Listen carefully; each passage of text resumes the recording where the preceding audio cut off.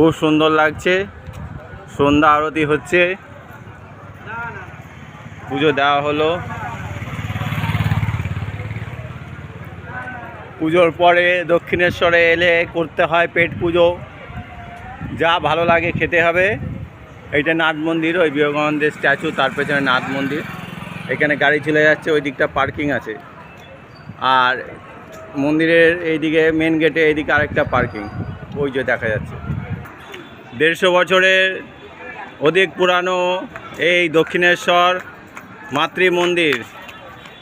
এখানে নতুন সংযোজন এই ফুড প্লাজা। দেখা যাক এই ফুড প্লাজায় কি কি পাওয়া যায়, কি কি খাবার পাবো।